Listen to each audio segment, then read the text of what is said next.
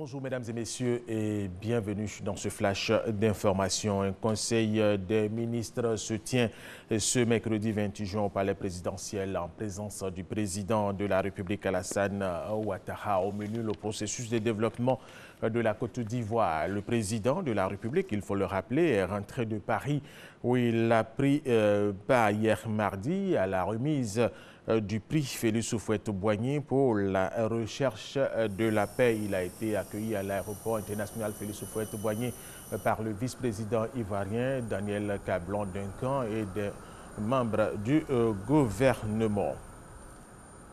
Le prix Félix Houphouët-Boigny pour la recherche de la paix, justement, a été remis hier mardi au siège de l'UNESCO à Paris en présence du président de la République Alassane Ouattara, du président du PDCI RDA Aimé Henri Konan Bédié, d'Abdou Diouf, parrain du prix, de la directrice générale de l'UNESCO Irina Bokova et de plusieurs autres personnalités. Prix qui a été décerné cette année à l'ex-maire de la ville de Lampedusa, Giussi Nicolini, et à l'organisation non gouvernementale SOS Méditerranée pour leurs efforts fournis en sauvant la vie des réfugiés et des migrants. Le prix est composé d'une enveloppe de 150 000 $, soit plus de 67 millions de francs CFA, d'une médaille et d'un diplôme.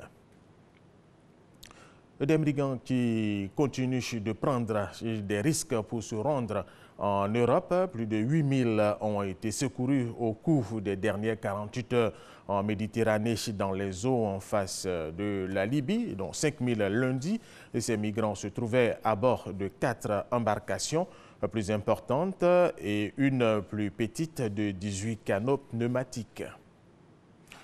Le gouvernement ivoirien soulage les victimes des pluies diluviennes qui sont abattues ces derniers jours sur notre pays, la Côte d'Ivoire.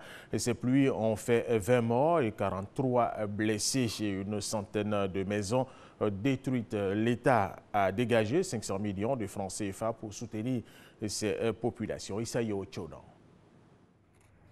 447 millions de francs CFA. C'est le montant global de l'enveloppe dégagée par le gouvernement pour soulager les victimes des pluies diluviennes.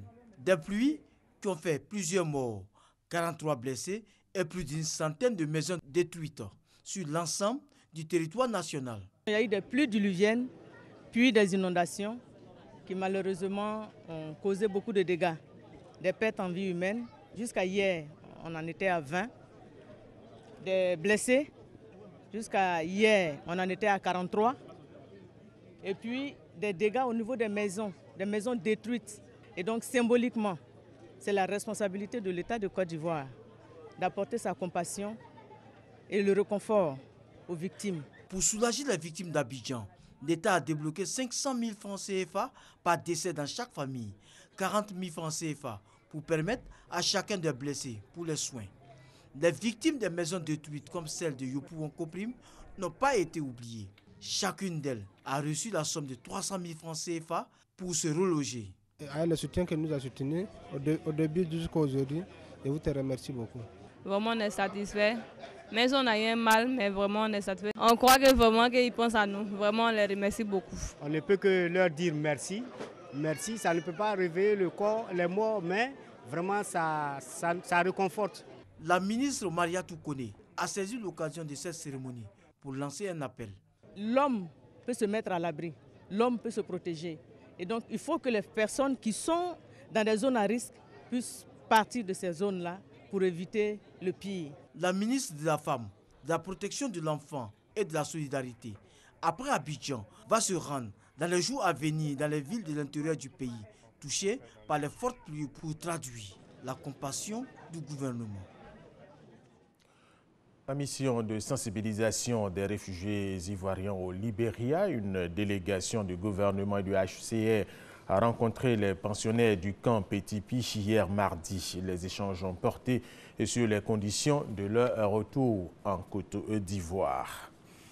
8 personnes, 4 enfants et 4 policiers ont été tués et plusieurs blessés hier mardi par l'explosion d'un engin piégé au passage de leur véhicule dans l'est du Kenya à la frontière avec la Somalie. Et cette information, pour terminer ce flash, les présidents français et américains Emmanuel Macron et Donald Trump ont souligné hier mardi lors d'une conversation téléphonique la nécessité de travailler à une réponse commune en cas d'attaque chimique en Syrie.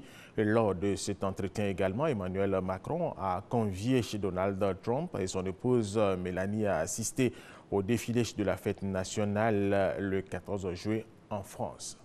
Voilà, c'est la fin de ce flash d'information. Merci de l'avoir suivi.